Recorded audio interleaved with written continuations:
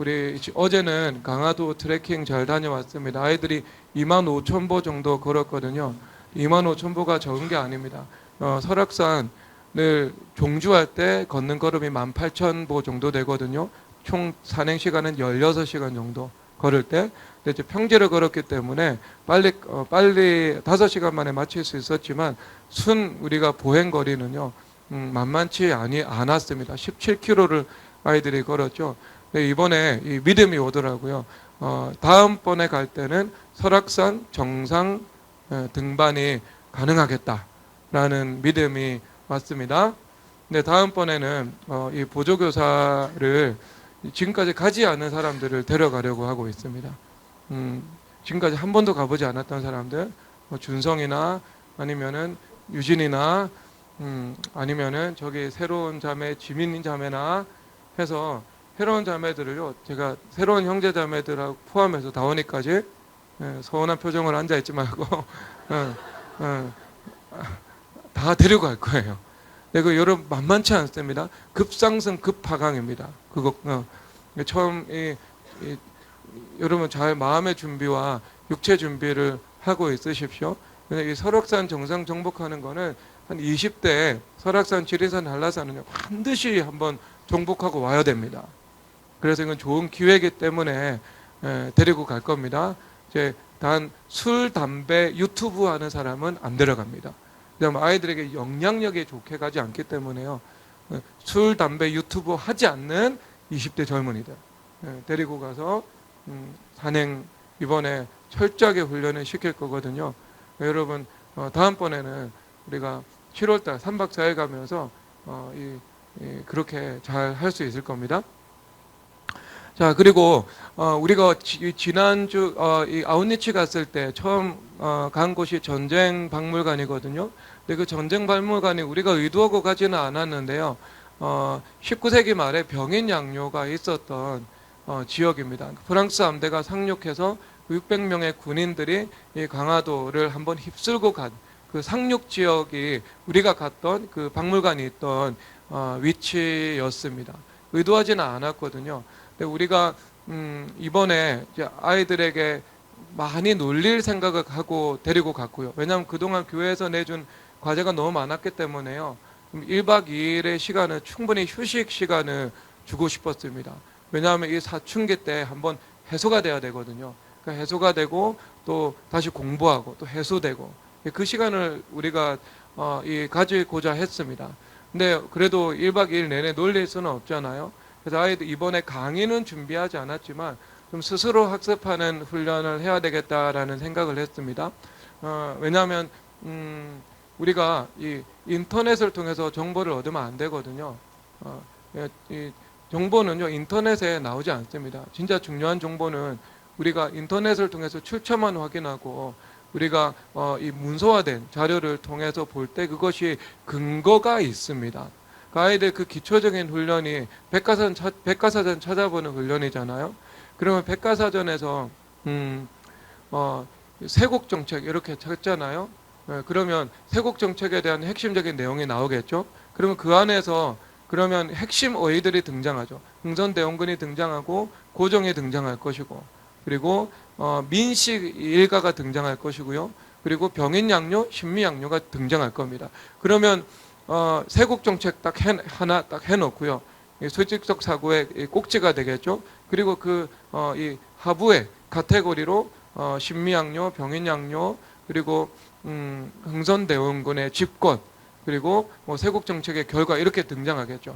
여기서 조금만 수평적으로 살펴보면은요, 일본에 가서 메이지 유신 이렇게 해서 살펴볼 수 있을 건데 그건 이제 시간이 없어서 아이들은 못하게 될 거예요. 그렇게 아이들이 살펴보게 되는 거예요. 그러면서 아이들이 스스로 공부를 하면서 그러니까 스스로 사전을 찾아 학습을 하면서 이 머릿속에 정리되는 그 훈련을 이제부터는 이제 백과사전 찾게 하면서 해야 되겠다라는 생각을 하고 있습니다. 그래서 다음 아웃리치는 인공지능 강의를 하면서 이 인풋도 필요하지만 또 스스로 공부하는 것도 아이들에게 필요할 것 같다는 생각을 하고 이제 준비를 하려고 해요. 그러면 이번에 아이들에게 시간이 없어서 많이 하지는 못했지만 아이들이 이 공부해야 되는 주제는요, 세국 정책입니다. 그럼 여러분 세국 정책에 대해서 어떻게 생각하십니까? 나라가 교육의 문을 걸어 잠그고 우리가 자급자족하면서 살아가는 것, 그리고 나라가 교역을 하면서 서로 민족과 민족 간의 교류가 이루어지는 것. 여러분 어떤 것이 성경적이라고 생각하십니까? 어떤 것이 성경적이라고 생각하십니까? 그 답은요, 하나님의 말씀의 창세기를 통해서 살펴볼 수도 있지만 오늘 이 말씀을 통해서도 우리가 알 수 있습니다. 여러분 10절에서 보면 이렇게 말씀을 하고 있죠. 예수께서 마태의 집에 앉아 음식을 잡수실 때 세리와 죄인들이 와서 예수와 그의 제자와 함께 앉았더니, 여러분 이것은 그 예수님 당시의 문법에 의하면 혁명적인 행위였습니다. 그러니까 상식에 몰상식한 일은 아니었습니다. 유대인 율법주의자의 관점에서는 몰상식한 일이었는데요. 이것이 이 예수님의 관점에서는요, 그 상식을 뛰어넘는 일이었죠. 그래서 그 상식을 완성하게 되는 일이었거든요. 왜냐하면 당시 이 지금 세관에 앉아 있다라고 말을 하죠. 지역은 가버나움입니다. 가버나움은 유대 땅에서 북쪽 다메스커스로 나가서 육로를 통해서 지중해 세계 전체로 나아갈 수 있는 길목에 자리를 잡고 있는 위치입니다. 대한민국의 관점에서는 부산 혹은 신의주 그런 입지를 가지고 있을 거예요. 그러면 여기에서 많은 이 물자와 사람들이 오고 가고 있잖아요. 그러면 거기서 무엇을 하고 있는가? 세금을 매기는 거죠. 그런데 그 당시에 세리는요, 로마에 의해 로마가 규정한 세금이 있거든요. 그러니까 규정한 세금까지 거둘 수 있었고요. 그리고 그 이상의 세금은 거두어서 자기 자신의 사유재산으로 가져갈 수 있었습니다.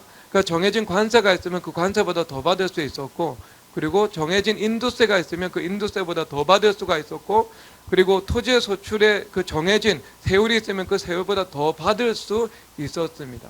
그러니까 유대인들의 입장에서는 장사하는 사람들의 뭐 관점이든 아니면 농사 짓는 사람의 관점이든 적이죠. 적 중에 적이죠. 왜냐하면 자기의 이 세금으로 자기의 소유를 합법적 권력으로 도둑질을 해나가는 존재니까요. 그래서 당대 탈무드에서 세리에 대해서 어떻게 이스라엘 백성들에게 가르치고 있냐면, 세리는 회당에 출입을 금지당했습니다. 그러니까 그들의 이 사회 활동의 중심이 회당이었거든요. 그래서 이스라엘 백성들이 가장 두려워했던 것이요, 출교라는 이 징계였습니다. 출교를 당하면 그들이 이 종교적인 공동체 사회를 이루고 있었는데 그 종교 공동체에서 컷오프가 되는 거죠. 그러니까 그들이 단순히 하나님을 섬기지 못하는 것뿐만이 아니라 정상적인 사회 관계 그리고 경제적인 혜택을 누리며 살아갈 수 없게 되는 거죠. 그렇죠. 농사라는 것은요, 혼자 힘으로 농사를 짓는 것이 아니거든요. 농사는요, 상부상조 할 수밖에 없습니다. 상호 협력해가지고요, 함께 씨를 뿌리고 함께 추수를 할 수밖에 없습니다. 농사를 해본 분은 다 이 사실을 알고 있을 겁니다. 당시 기계가 발달하지도 않았고요. 그러면 농사의 그 협력에서 제외가 되잖아요. 그러니까 생존이 막막해지는 일이었습니다. 그런데 여러분, 회당에 출입을 하지 못한다는 것은요, 그들의 공동체 일원으로 받아들이지 않겠다는 내용이에요. 그리고 또 뭐가 있었냐면은 세리가 들어간 집은 부정한 집으로 선포가 됩니다. 그러면 세리하고 서로 친구가 될 수 없겠죠. 부정한 집이 되니까요. 그리고 세리는요, 법정에서 법적 증인의 역할을 하지 못합니다. 그러니까 세리가 보고 듣고 말하는 것은요, 뭐예요? 모두 거짓말이다 라고 여기는 거죠. 진실성이 없다는 겁니다. 그리고 또 하나가 있는데, 그것은 이것은 좀 우리의 관점에서도 위법한데요, 세리에게는 거짓말을 해도 죄가 되지 않는다라고 하는 겁니다. 여러분, 이런 사회적으로 이 법적인 그리고 경제적인 혜택에서 소외될 뿐만 아니라 이 정도의 멸시를 받는 계층은요, 인류 역사상 그렇게 흔치 않습니다. 그렇죠?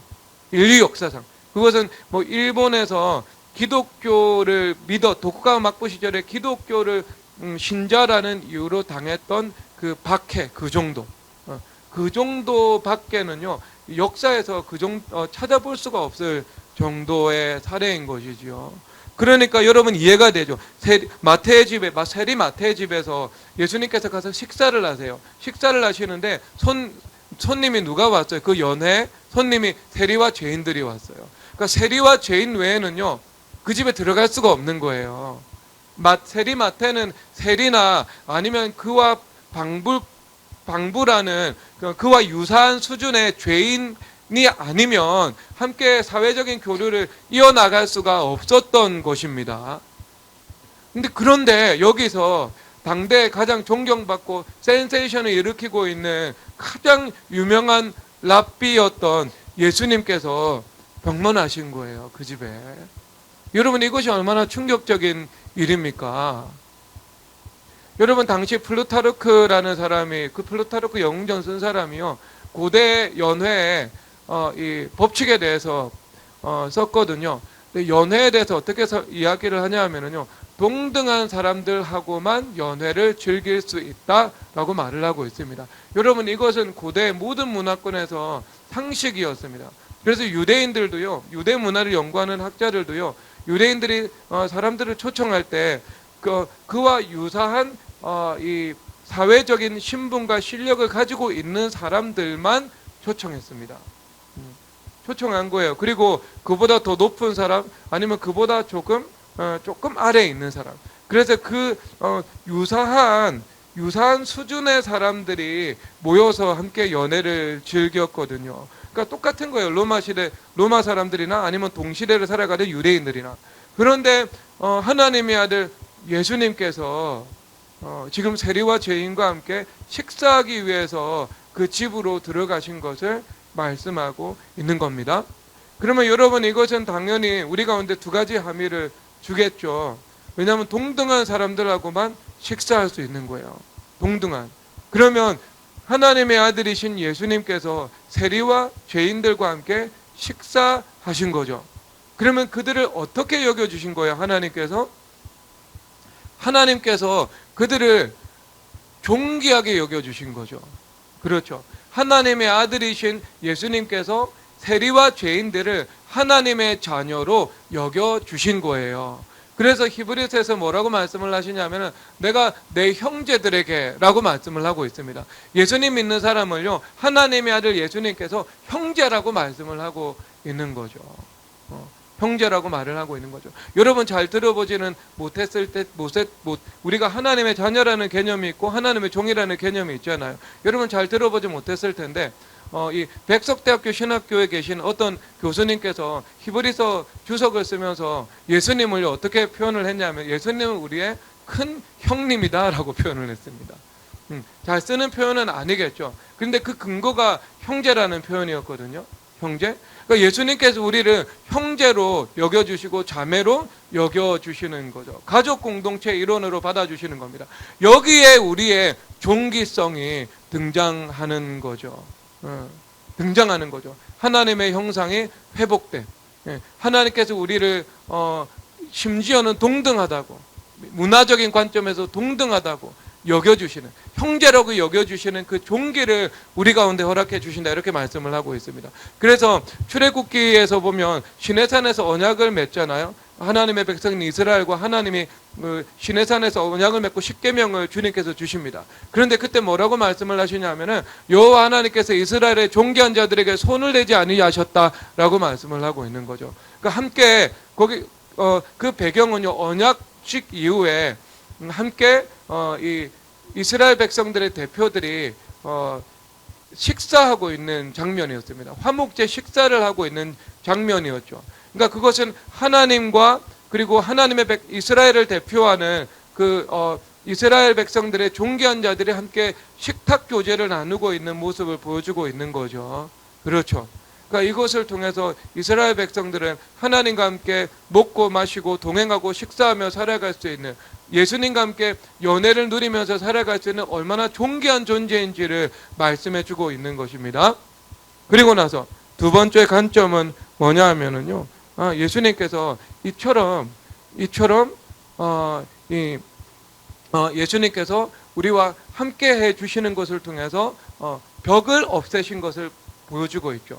왜냐하면 당대 랍비들은요, 누구도 세리를 자신의 제자로 받아주지 않았습니다.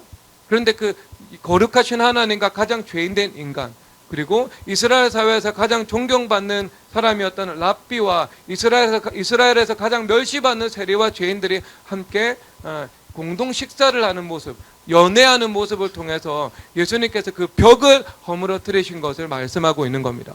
자, 그래서 여기서 한번 보세요. 바리새인들 14절 다 함께 읽어보도록 하겠습니다. 그때 요한의 제자들이 예수께 나와 이르되 우리와 바리새인들은 금식하는데 어찌하여 당신의 제자들은 금식하지 아니하나이까. 아멘. 여기서 바리새인이라는 말은요, 장벽을 세우다라는 원 의미를 가지고 있습니다. 바리새인들은요, 벽을 세우는 사람이었습니다. 그래서 그들은 월요일과 목요일 날 금식을 했습니다. 하루 종일 금식한 것도 아니고요. 아침부터 해가 질 때까지 금식했습니다. 해가 지면은요, 먹을 수 있었던 거죠. 근데 그것을 가지고 해지면 먹는데 12시까지 기다려야 되지 않겠어요, 여러분?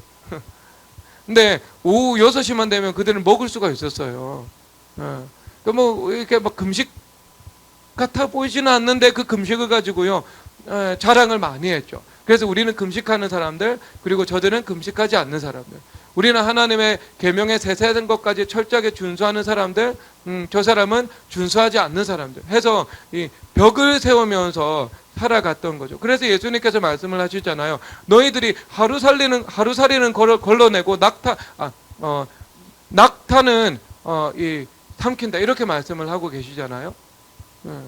이 말씀이 뭐냐면은 너희들이 그 제사법의 세세한 규례, 절차, 이것은 너희들이 편집증적으로 지키면서 너희들은 예를 들어 큰 계명 있잖아요. 도둑질하지 말라, 간음하지 말라, 그 다음에 형제를 사랑하면서 살아가라, 이런 하나님을 사랑하라, 큰 계명은 다 어기고 있다, 이것을 말씀해주고 있는 거죠. 그러니까 이것을 우리가 오해하면 안 됩니다.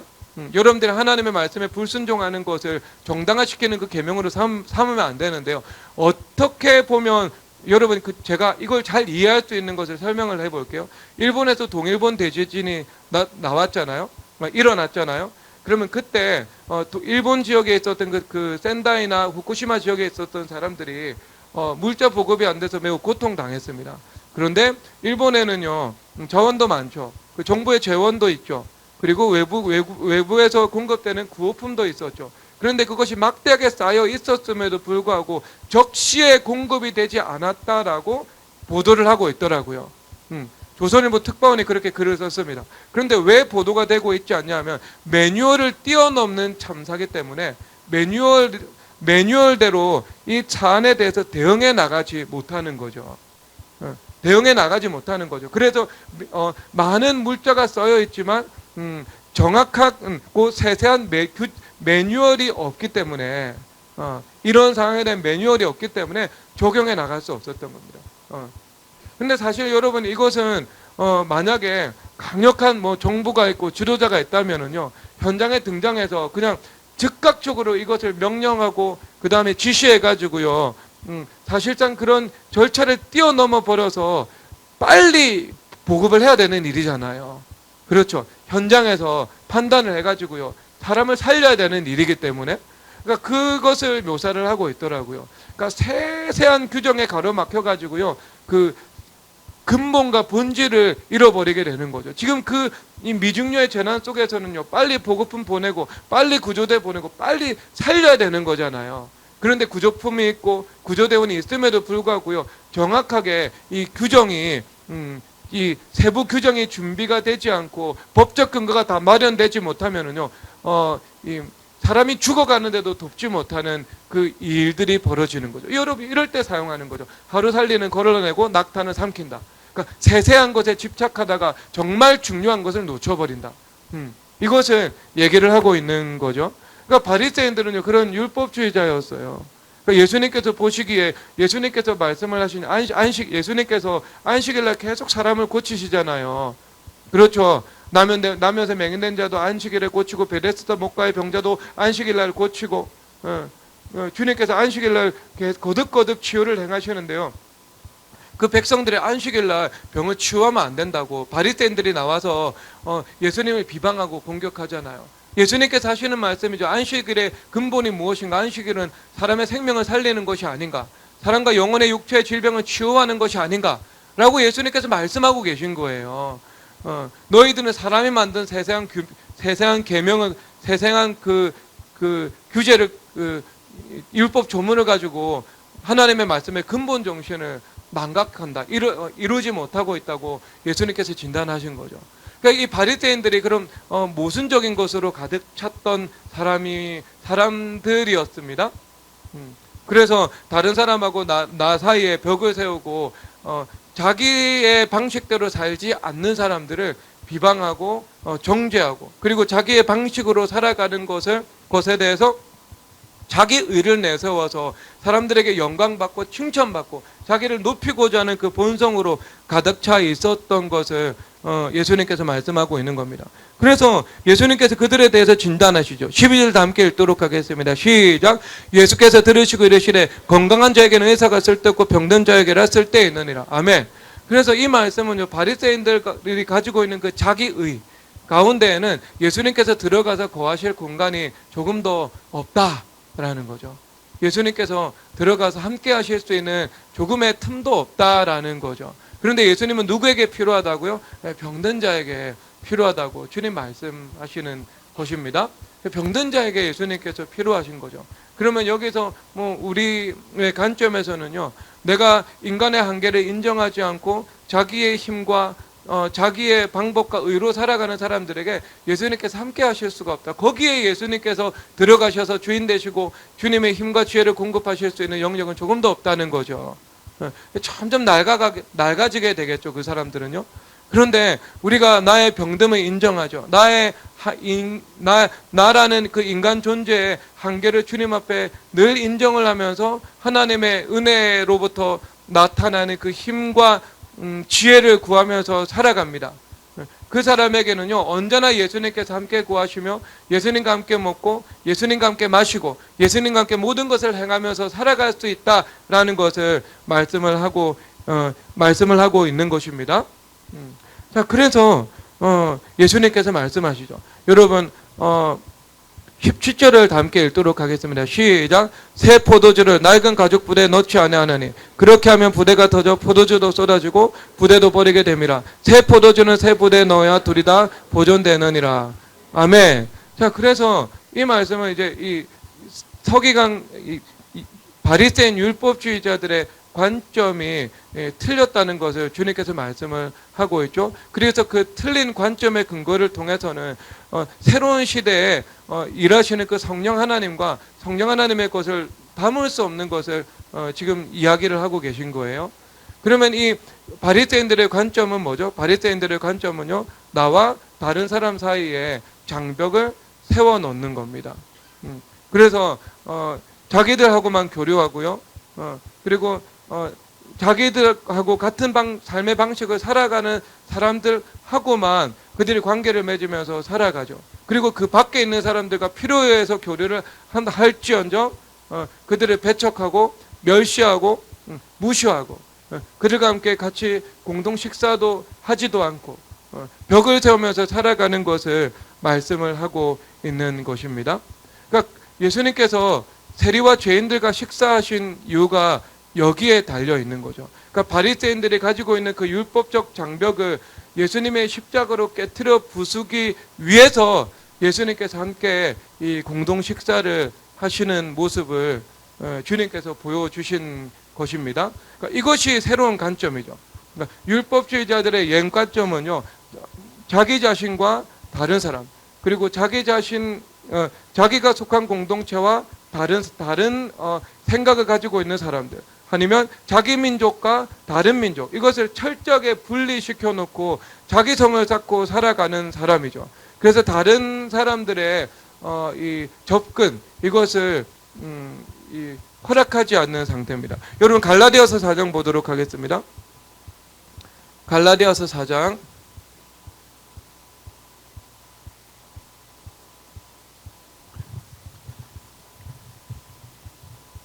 26절에서 28절 보도록 하겠습니다. 시작. 너희가 다 믿음으로 말미암아 3장 갈라디아서 3장 26절에서 28절입니다. 누구든지 그리스도 합하기 위하여 세례를 받은 자는 그리스도로 옷 입었느니라. 너희는 유대인이나 헬라인이나 종이나 자유인이나 남자나 여자나 다 그리스도의 안에서 하나이니라. 아멘. 여기서 이것이 그 당시의 관점에서는 혁명적이죠. 왜냐하면 유대인이나 헬라인이나 종이나 자유인이나 남자나 여자나 예수님 안에서 하나다 이렇게 말을 하고 있잖아요. 이것이 당대에 용납받기가 힘든 혁명적인 발상이죠. 남자와 여자가 서로 하나다 그렇게 말을 하고 있죠. 요즘에는 이 말씀을 부수는 뭐 그런 사상들이 있잖아요. 뭐예요? 그 페미니즘이잖아요. 남자와 여자는 하나가 될 수 없다 이렇게 생각하잖아요. 그래서 이 분할적이고 대립적인 사고방식으로 사람들을 계속 선동하고 호도하는 이 기독교와 배치되는 관점입니다. 페미니즘은요. 근데 성경은요 사람을 나누어 놓지 않아요. 성경은요 남자와 여자가 서로 하나다 이렇게 말을 하고 있습니다. 그리고 유대인이나 헬라인이나 하나다. 유대인들의 관점에서 주신 말씀이죠. 그들은 헬라인을 이방인과 개처럼 여겼기 때문에요. 그들과 상종도 하지 않았죠. 그들과 식사 교제하는 것은요 상상할 수도 없었던 일입니다. 그래서 심지어 예수님의 사도였던 베드로조차도 안디옥 교회에 있으면서 안디옥 교회 이방인들과 함께 식사를 하면서 교제를 나누고 있었습니다. 그런데 예루살렘에서 예수님을 믿지만 그 율법주의의 타성을 버리지 못한 사람이 안디옥에 방문을 했거든요. 그러니까 그들이 안디옥에 온다는 소식을 듣고요 이방인들과 식사하는 자리를 떠나버리죠. 그리고 바나바도 지금까지 이방인의 사도로서 이방인들과 함께 교제하고 복음을 전파하고 그들과 함께 모든 것을 동고동락하면서 살아갔음에도 불구하고요 그 유대인 율법주의자들의 눈치를 보면서 다시 이방인들과 교제하는 것을 꺼려하는 모습을 볼 수 있습니다. 그래서 사도 바울 선생님께서 그 베드로도 책망을 하죠. 베드로도 책망을 한다는 말씀이 갈라디아서 1장에 기록되어 있고 그리고 바나바도 그런 외식에 유혹되었다. 그가 가지고 있는 사상이 그렇지 않음에도 불구하고 유대인 율법주의자들을 의식하는 행동을 했다고 지금 이야기를 하고 있는 거죠. 그래서 그런 그들을 향해서 주시는 말씀이에요. 유대인과 헬라인은 서로 하나다고요. 하나다고. 누구 안에서 하나다는 말씀이죠. 예수 그리스도 안에서 하나다. 그리스도로 옷 입은 사람 안에서 하나다. 근데 그것보다 더 진도가 나가는 말은요. 종과 자유인이 서로 하나가 된다는 말씀입니다. 왜 당대의 이 로마 시대 상식에서는요 상상할 수가 없는 일이죠. 왜냐하면 이 고대 사회에는요 노예 제도에 대해서 누구도 의문을 제기하지 않았습니다. 그 사회는 이 공기와 같이 상식으로 존재하는 일이었기 때문에요 누구도 그 일에 의문을 제기하지 않았습니다. 그러므로 사도 바울 선생님도요 어떤 근본 인간론에 대해서는 성경에서 지속적으로 많이 말씀을 하고 있죠. 하나님의 형상으로 지음을 받았다.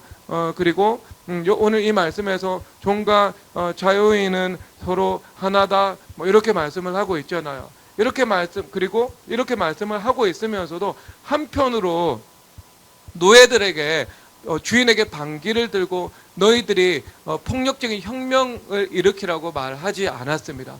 만약에 사도 바울 선생님께서 그렇게 권고를 했잖아요. 하나님께서 그렇게 말씀을 하셨잖아요. 그러면 당시 예수님을 믿는 노예들은요 다 대학살 당했을 거예요. 다 대학살 당했을 거예요. 그렇죠. 이것이 현명한 이 방법이 아니었던 것입니다. 역사를 통해서 일하시는 그 하나님의 경륜의 관점에서 너무나도 이른 시점이었던 것이지요. 하나님의 계획 안에 있었지만 노예제도가 폐지되는 것이 하나님의 계획 안에 있었지만 아직 그것은 주님께서 성경에 법적인 인간론으로 담고 있고요. 하지만 그 당시에 종들에게는요 말씀을 하는 거죠. 상전들에게 예수님에 순종하는 것처럼 순종하라. 그러면 하나님께서 너희들에게 상을 주실 것이다. 상을. 그리고 그 상을 땅에서 주시지 않는다 할지라도 천국에서 상을 주신다. 그리고 거기서 끝나는 게 아니에요. 너희들이 할 수만 있다면 자유롭게 될 수 있는 그 기회를 잘 활용하라. 하지만 부르심 그대로 거하는 것도 복이 있다.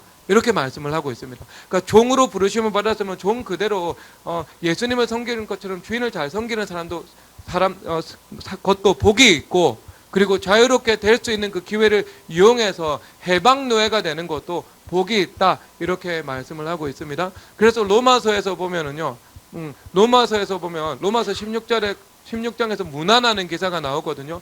그래서 나기수의 집 사람들에게 문안하라, 이렇게 이야기를 하고 있습니다. 이 나기수는 당대 로마의 유명했던 부자거든요.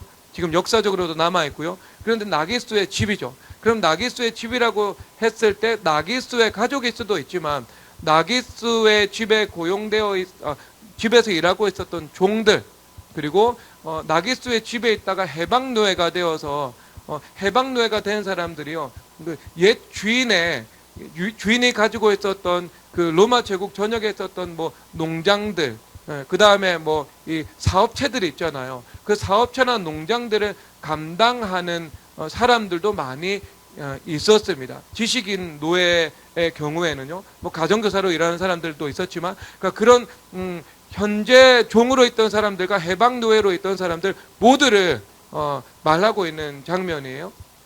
말하고 있는 거예요. 그리고 또 로마서 16장에서 그렇게 말을 하고 있어요. 우리 고린도 성에 있는 재무관 에라스도도 너희에게 문안한다, 이렇게 말씀을 하고 있죠. 그러면 이 로마서 16장에서는요, 이 테이블 안에 다 등장을 하고 있는 거죠. 종인 사람들과 그 다음에 성의 재무관 역할을 할 수 있었던 고위 공직자들, 당대의 실력가들, 이런 사람들도 한 테이블 안에서 동등하게 문안하고 있는 그 모습을 볼 수 있는 거죠. 그러니까 종과 자유인이 서로 하나다, 이렇게 말하고 있는 겁니다. 하지만 로마 시대 배경은요, 그렇지만은 않았습니다. 그래서 이 로마의 연애를 묘사하고 있는 그 글을 보면은 동등한 사람들끼리 모여서 연애를 하고 있잖아요. 그러면 종들이 옆에서 시중을 들고 있습니다. 그러면 그들은 입술도 움직이지 못했어요. 그리고 그들이 먹다 남은 토한 음식이 있으면 토한 음식 청소해야 되고, 그리고 음식 부스러기가 있으면 식탁 밑으로 들어가서 그 음식 부스러기 다 주워 담아야 되고, 그리고 거기서 남성 노예나 여성 노예는요, 주인의 성적인 학대의 도구가 되어가지고요, 항상 대기하는 그 상태로 주인의 욕구를 충족시키는데 사용을 당했죠. 그 학대를 받았죠. 그것이 주인과 종의 관계의 현상이었습니다. 근데 그런 상황 가운데 있는데 너희들이 주인과 종이 서로 하나다, 이렇게 이야기를 하는 거죠. 그러니까 고린도 교회에서 옛 관점, 그러니까 바리새인들이 가지고 있었던 관점, 종과 주인을 분리하고 유대인과 헬라인을 분리하고, 그리고 뭐 남자와 여자를 분리하는 이 분리하는 사고방식, 나누는 사고방식, 마르크스주의와 같고 페미니즘과 같은 그 대립적이고 분할적인 사고방식, 그런 사고방식을 가지고 살아가는 사람들이 그들 중에도 있었죠. 그래서 부한 사람들이요, 집에서 음식을 많이 싸온 거예요. 예배 드릴 때. 그러면 예배 드리고 나서 부한 사람들이 자기들끼리 모여가지고요, 맛있는 음식 다 먹고 이제 다 먹은 거예요. 그리고 나서 이제 종들도 자기들이 올 수 있는 그 예배 시간에 와서 예배를 드리겠죠. 그럼 종들이 와가지고 예배를 드렸는데 그들은 가지고 올 수 있는 음식이 없잖아요. 가난한 사람들이 왔을 때 그들이 가지고 올 수 있는 음식이 없잖아요. 그래서 그들이 부끄러워하게 된다라고 하면서 사도 바울 선생님이 책망을 하고 있거든요. 너희들 그렇게 하지 말라고. 다 함께 모여서 식사하라고. 부한 사람은 부한 사람들을 많이 가지고 오고, 종들은 종대로 가지고 올 수 있는 음식이 없으니까 그냥 오고, 그래서 하지만 한 테이블에 함께 공동 식사의 교제를 나누라고 말하고 있는 거였어요. 그러니까 여러분, 엄청나죠, 여러분. 엄청나죠. 여러분, 그것이 복음이 가지고 온 이 땅에 이 인류에게 준 최고의 선물 중에 하나였습니다. 하나가 되는 거. 그리스도 안에서 예수 그리스도로 옷을 입었다면 남자와 여자와 유대인과 헬라인과 일본인과 한국인이 서로 하나가 될 수 있는 거. 주인과 종이 서로 하나가 될 수 있는 거. 그것을 예수님께서 우리 가운데 선물로 가져오셨잖아요. 그래서 여러분, 그 교회사에 보면 교회사 필립 샤프의 교회사 전집이 있거든요. 그게 한 총 수천 페이지 되는 책이에요. 그럼 그 자료는 1차 자료를 조사해가지고요, 그 책에 반영을 해놓고 있습니다. 그러면 당시 이 로마 시대에 살아갔던 사람들의 비문이 있잖아요. 비문을 조사하는 거예요. 그래서 그 당시 사회상에 대해서 읽어내는 겁니다. 그러면 거기 그 비문에 어떤 내용이 많이 있냐면은요, 이 사람은 로마의 귀족이었고 로마의 뭐 부유한 사람이었는데 노예 수백 명을 해방했다. 노예 수천 명을 해방했다. 당연히 기독교인이었죠. 기독교인이었죠. 그래서 그 제도화되지는 않았다 할지라도요, 예수님을 믿고 그 믿음으로 살아가는 많은 이 로마인 귀족들과 부유한 사람이요, 이 복음화의 시대가 계속 이 복음화가 이루어지고 시간이 흐르면서요, 많은 사람들을 해방했습니다. 많은 사람들을 해방했습니다. 그래서 역사를 연구하는 사람이요, 이탈리아 귀족의 20%는 노예 출신이다 이렇게 봅니다. 이탈리아 귀족의 이름을 분석할 때 20%는 노예 출신이다 이렇게 보는 거죠. 그러니까 누가 해방시켜 줬겠어요?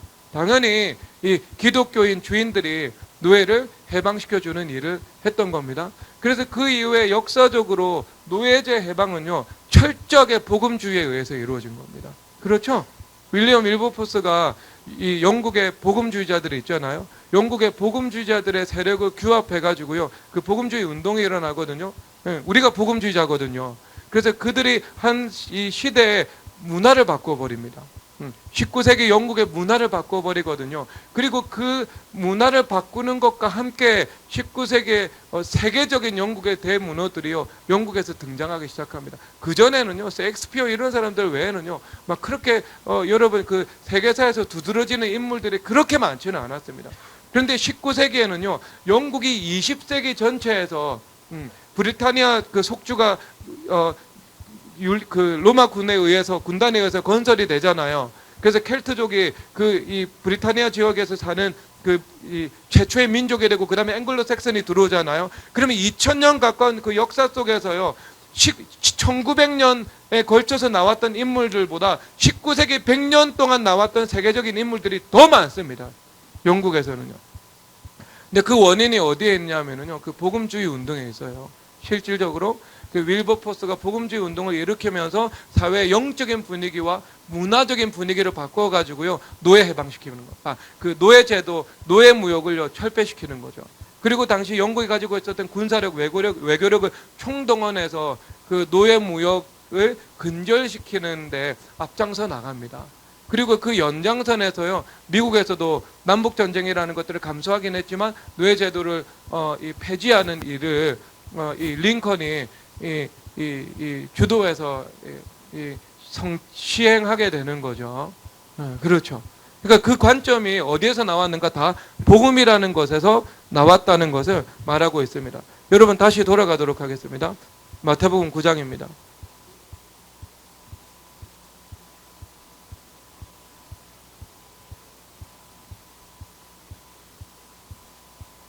그래서 여러분 지금 이 율법주의자들의 관점은요, 예수님께서 세리와 죄인과 함께 식사하는 것을 지금 받아들일 수 없다는 거죠. 세리와 죄인은 우리가 배척해야 되는 대상이고 함께 해야 되는 대상이 아니라는 것입니다.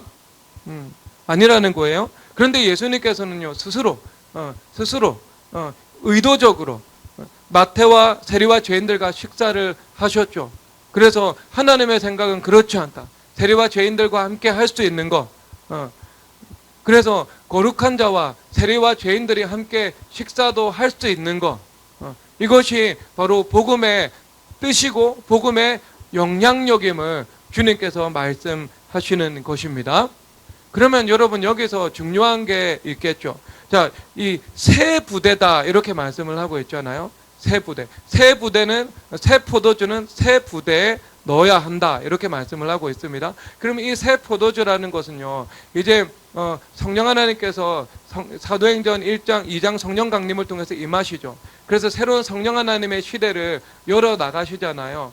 그래서 모든 믿는 자들이 이제 성령 하나님을 받아서 에덴에서 아담이 성령 하나님의 능력으로 살아갔던 것처럼 이제 우리도 그와 같은 성령 하나님을 우리가 자원 삼고 힘 삼고 지혜 삼아서 그분을 주인으로 모시고 살아갈 수 있는 이것이 회복되었다. 에덴이 회복되었다는 것을 말씀하고 있는 것입니다. 그러니까 성령 하나님에 의해서 우리 가운데 지혜도 나타나고 그 다음에 힘도 주시고 우리가 하나님께서 하지 말라고 하시는 일들을 하지 않게 되고 하라고 하시는 일을 하게 되잖아요. 그러니까 그 힘이 성령 하나님의 능력에서 나온다라는 것을 말씀을 해주고 있습니다. 그리고 성령 하나님은 인격이시죠. 그래서 예수님께서 세리와 죄인과 함께 대화를 나누고 함께 먹고 마시고 하신 것처럼 우리가 성령 하나님과 함께 먹고 마시고 대화를 나누며 일상의 삶을 우리가 동행하면서 하나님과 동행하면서 살아갈 수 있다. 하나님을 경험할 수 있다. 하나님을 삶 속에서 체험하고 먹고 마시고 누릴 수 있다. 이것을 말씀해 주고 있는 거죠. 그렇죠. 이것이 이 새 술이 가지고 있는 의미입니다. 그러면 여기서 새롭다. 여러분, 그럼 이 새롭다는 것은 늘 새로운 거겠죠. 늘 새로운 거겠죠. 그렇죠. 그러면 여러분 창의성은 어디에서 올까요? 여러분 창의성이 인문학과 철학에서 온다고 생각하십니까? 꿈도 꾸지 마십시오. 창의성이 철학과 인문학에서 오면은요, 철학과 인문 전공자들이 그러면 창의적이어야 하잖아요. 근데 여러분 대학교 가가지고 수업 들어보세요. 철학과 인문 전공하는 분일수록이요 더 고루할 확률이 더 많습니다. 오히려 철학과 인문학과 상관없는 공대 교수님이나 경영학 교수님이요 훨씬 더 창의적인 경향이 더 많습니다. 학문의 관점에서 보면은요. 그러면 철학과 인문학이요 창의적으로 만들어주는 거 아니에요. 누가 창의적인 줄 아세요? 창의적인 사람이 창의적입니다. 정말이에요. 그 인문학을 전공하고 창의적인 사람이 주로 책을 써죠. 책을 써가지고요 인문학과 철학을 해야 창의적이다라고 말을 합니다. 그런데 공학자 중에 창의적이고 공학자 중에 창의적인 사람들은요 책을 잘 안 써요. 왜? 공돌이거든요. 그렇죠. 스티브 잡스가 책 썼나요? 레리 페이지가 책 썼나? 그런 사람 책 안 써요. 왜? 책 쓸 줄 몰라가지고. 아니면 대필가를 동원하던가. 그러니까 여러분 이 문화적인 콘텐츠들은요 철학과 인문학 전공자들이 더 만들어내는 경향성이 있고 그러다 보니까 이제 그렇게 보이는 거죠. 그런데 실질적으로 여러분 학문의 현장 속에 들어가서 보면은요 철학 인문학 전공자들이 창의적인 거 아니라니까요. 창의적인 사람이 창의적이에요. 그런데 가끔 그 창의적인 예술가가 나는 니체의 책을 읽었다 이러면서 자기를 철학자처럼 포장을 하는 거예요. 그러니까 니체의 책을 읽으면 창의성이 오겠구나. 근데 니체의 책을 읽으면 창의성이 다 성실해. 대부분의 사람들을 보면은 고루해진다니까요. 사변화되고 혼미해져요. 하지만 창의적인 사람들의 많은 수를 조사하면은요 철학과 인문학의 세례를 받은 것이 아니고 그저 창의적입니다. 그 사람들이 사물을 새로운 각도에서 보는 것이 익숙한 거예요. 익숙한 사람들. 그런데 성경에서 말씀하시는 그 창의성은요 어디에서 나오는 거예요? 새 포도주에서 나오는 거예요. 왜냐하면 새롭다라고 말씀을 하고 있잖아요. 주님께서 우리에게 주시는 성령 하나님의 능력과 지혜는요 어제의 것이 아닙니다. 성경에서 근거하고 있지만 어제의 것이 아니고요 오늘 새로운 것을 주님께서 주시는 거죠. 냉동 처리된 만나를 주시지 않습니다. 주님께서는요 오늘 아침에 오늘 새벽에 갓 구운 빵을요 주님께서 우리 가운데 만나로 내려주시는 거예요. 늘 새로워요. 주님께서 주시는 것은요. 그런데 여러분 그 근거가 뭐냐면 우리가 먼저 새 부대가 돼야 된다. 옛 낡은 부대는요 새로운 포도주를 담을 수가 없는 거예요. 낡은 부대로 살아가면 새로운 포도주 담으면 둘 다 버리게 된다. 둘 다 못 쓰게 된다. 그러니까 주님께서 어떻게 해요? 주님 주시겠어요? 안 주시죠. 왜냐하면 오병이어 사건에서 보면 주님께서 오병이어 물고기 2마리와 보리떡 5개로 5,000명 먹여 살리고 12강주리를 버렸어요? 아니면은 버리지 않게 다시 거두었어요? 버리지 않고 다시 12강주리에 거두었잖아요. 왜? 하나님의 은혜는 허비되어서는 안 된다고. 허비되는 곳에 왜 하나님께서 하나님의 은혜를 주시겠습니까? 그렇죠. 사치가 있는 곳에 하나님께서 재정의 복을 주시기가 힘들겠죠. 그와 같이 하나님께서 풍성한 은혜를 우리 가운데 베풀어 주시는 분이시지만 그 은혜가 남용되고 허비되기를 원하시는 분은 아니신 거예요. 그러니까 어떻게 우리가 옛 부대가 아니고 새 부대가 되어야 한다는 것을 말씀하고 있는 겁니다. 그러면 새 부대가 되어야 한다는 것은요 두 가지를 우리 가운데 오늘 말씀의 관점에서 주겠죠. 새로운 부대니까 우리가 당연히 이것은 성결한 부대가 되는 것이 새로운 부대가 되는 거죠. 왜? 너희는 이전 것은 지나갔으니 보라 새 것이 되었도다 라고 말씀을 하고 있죠. 우리가 새로운 피조물이 되는 거, 그러니까 성결해지는 거. 그러니까 우리가 세리와 죄인들과 함께 할 수 있다는 것이 우리가 세리와 죄인이 된다는 것을 말하고 있는 것은 아니잖아요. 그렇죠? 우리 미래교회가 일본 선교를 해야 되잖아요. 일본 선교. 근데 일본 선교를 해야 되는데 우리는 한국인으로 일본 선교하는 거예요. 아시겠죠? 한국인이 가지고 있는 그 성령 하나님의 그 불, 열정, 사랑, 이것을 가지고 일본 선교를 하는 거예요. 한국인님을 버리고 일본화되어서 일본 선교하는 거 아니라니까요. 일본화되어서 일본 선교하는 거는요, 일본 목사님이 더 잘 하실 거예요. 그것은요. 그게 하나님의 뜻이 아니죠. 그들을 이해할 수 있고 그리고 하나가 될 수 있어야 한다는 것이지 우리가 일본화가 되는 건 아니잖아요. 안 그러겠어요, 여러분?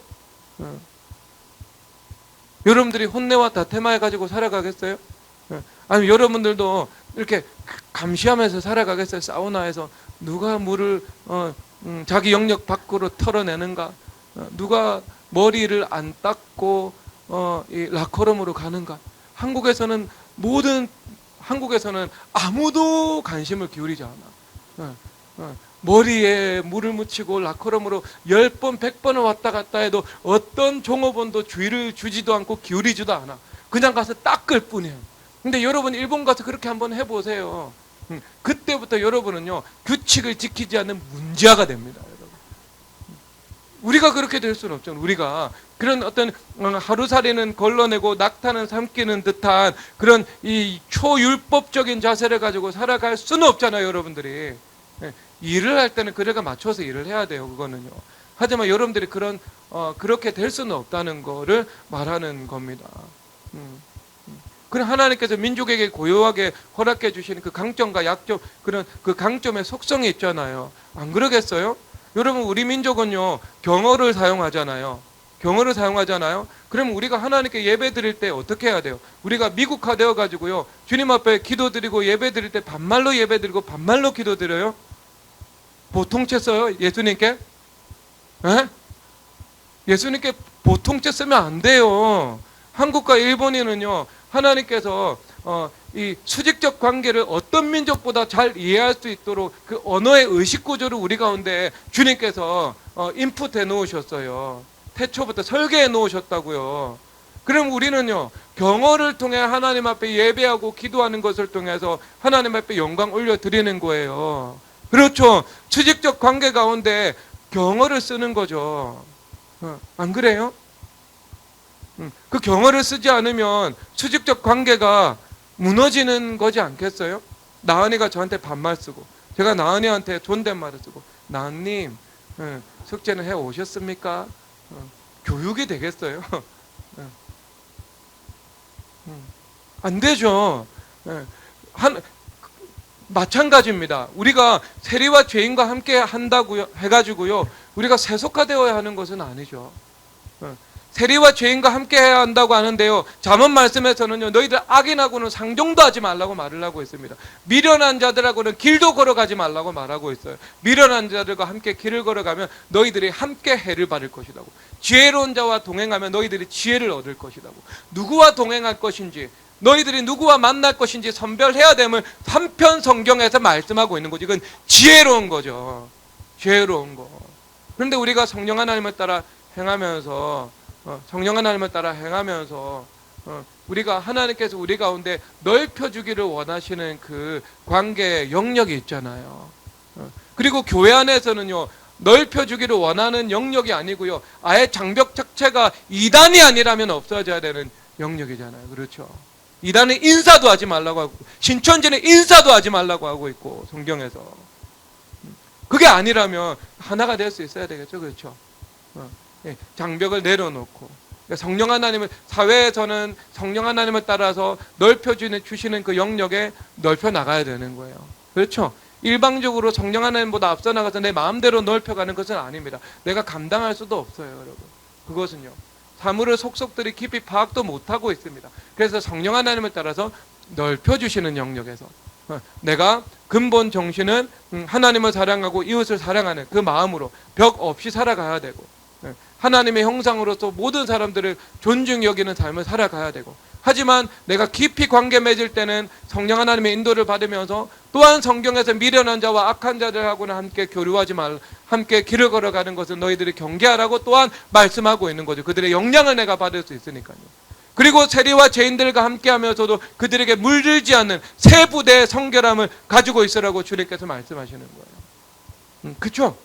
그리고 나서 여러분들 주님께서 요구하시는 관점이 뭐예요? 주님께서 원하시는 것은요, 랍비와 세리는 서로 하나인 거죠. 그렇죠? 랍비와 세리는 서로 하나고, 남자와 여자는 서로 하나고, 한국인과 중국인은 서로 그리스도 안에서 하나고, 유대인과 헬라는 서로 하나고, 종과 주인은 서로 하나다, 이것을 말씀해 주고 있는 겁니다. 여러분, 이것은요 에덴에서 나온 거죠. 에덴에서는요 인류가 두 사람밖에 없었습니다. 아담과 하와잖아요. 그런데 합하여 하나가 됐잖아요. 그리고 하와는 돕는 배필이 됐잖아요.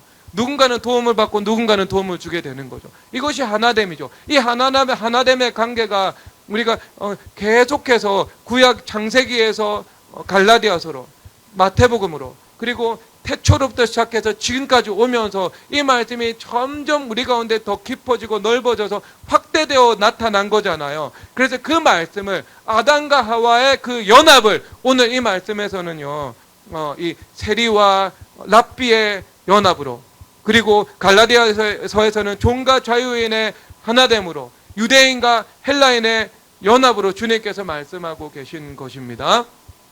그래야 돼요. 여러분, 그러면 여러분 왜 세국 정책이 틀렸죠?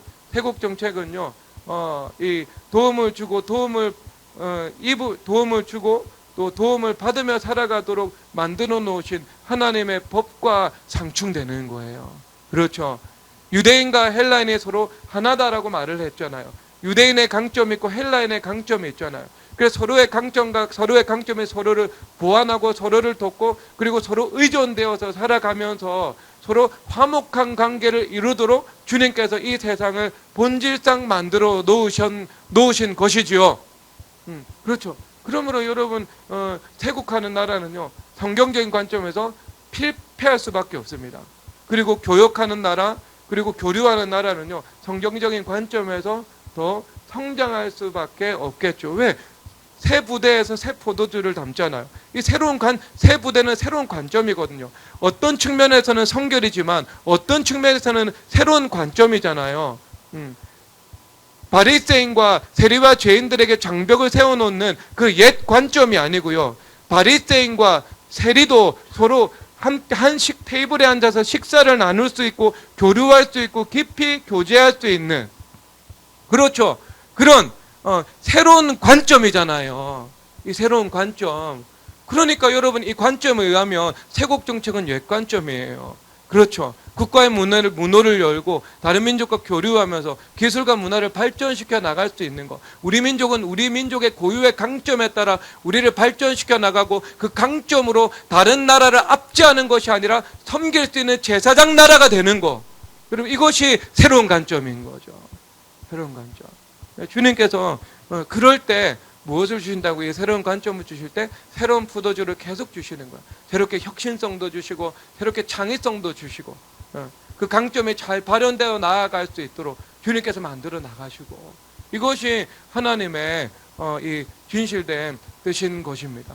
하나님께서 우리 미래교회 성도님들 이 120명에서 130명 정도 되는 그 인원을 주님께서 교회 안에 불러 모으시고요, 5년이 넘는 이 시간 동안 교회 안에 하나 되는 작업을 주님께서 다 행하셨습니다. 여러분, 그 하나됨을 여러분 우리가 경험할 수 있죠. 교회 안에서 우리가 아웃리치를 가도 우리가 이 하나됨의 그 영적인 분위기 속에서 다 이루어지고 있잖아요. 이 전 세대가 하나가 되어서, 이거 얼마나 여러분 이 아름다워요. 얼마나 아름다워요, 그렇죠? 각자 섬기고 그리고 우리 지난주 금요일 날에 이성여 자매가 피아노 독주했는데요, 제가 걱정했거든요. 우리가 많은 인원이 아웃리치로 빠져나가서 이 본진에 남아있는 인원이 줄어들잖아. 이거 어떻게 장소를 다 채울 수 있을 것인가. 그런데 그 연주회장 장소 100석 만석 거의 됐다고 그러더라고요. 우리 교회 성도님들이요 40명 정도 갔더라고요. 그러니까 예전에 애들 때문에 못 갔던 그 부모들까지도 가고, 애가 없으니까 자유롭게 가고, 그러니까 애가 못 가니까 부모가 가고, 그래서 막 많이 가서 사진 찍고, 또 그게 여러분 하나 되는 거 아니겠어요? 하나 되는 것 아니겠어요?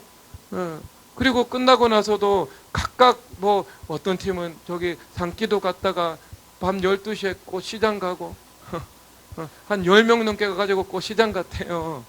근데 왜냐하면 그 다음날 뭐 열방기도회나 우리 뭐 다른 교회 행사가 없었기 때문에 토요일이 굉장히 자유했습니다. 프리했습니다.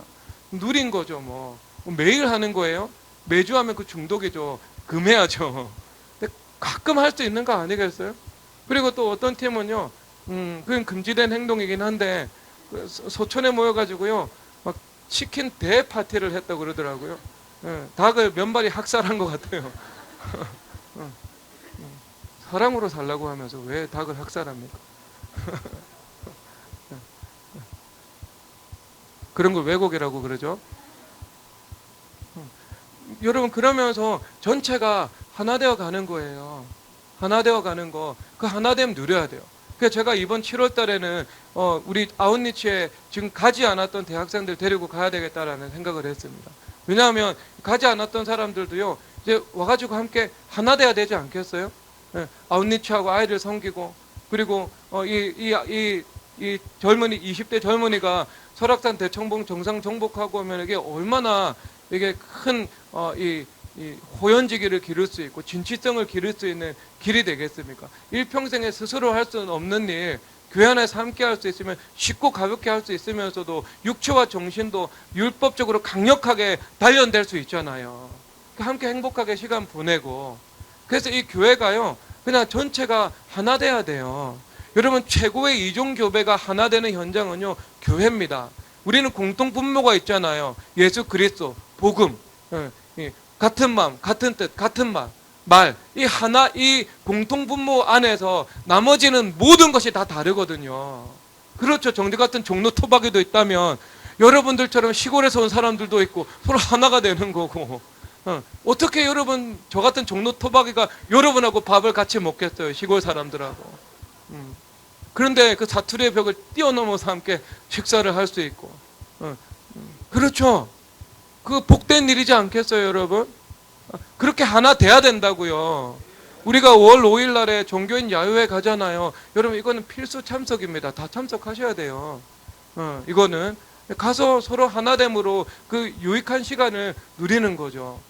남녀노소, 전 세대가 함께 어우러져서 이 공동체의 그 하나됨, 여러분 여기서 힘이 나옵니다.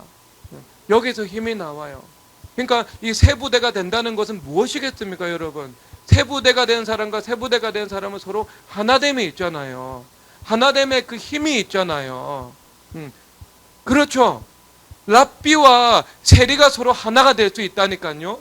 그 하나됨의 힘이 세 부대에 있는 거예요. 새로운 관점에 있는 것이고요. 그러면 그 새로운 부대라는 그 하나됨이 있으면은요, 옛 부대를 가지고 있는 사람들도 그 하나됨 가운데 수렴시킬 수 있는 내적인 자원이 임하게 됩니다. 그래서 그 사랑과 생명력의 그 영적인 분위기 속에서요, 세상에 있는 사람들도 그 안에 들어오게 되는 것입니다. 그러면 그런 은혜가 우리 미래교회 가운데 예수님께서 이미 시작하셨습니다. 충만하게 여러분 가운데 임하시기를 주님의 이름으로 축복합니다. 이 시간 기대 찬송하도록 하겠습니다.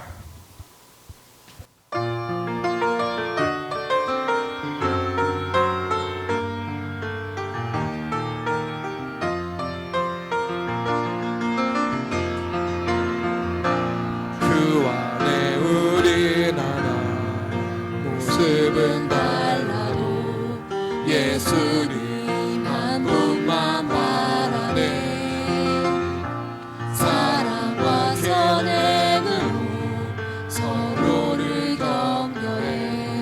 따스함으로 보듬어가리. 주님 우리 안에 함께 하시니 형제 자매 슬픔 느끼는 내 안에 있는 그는 모습 보는 그분 기뻐와 지는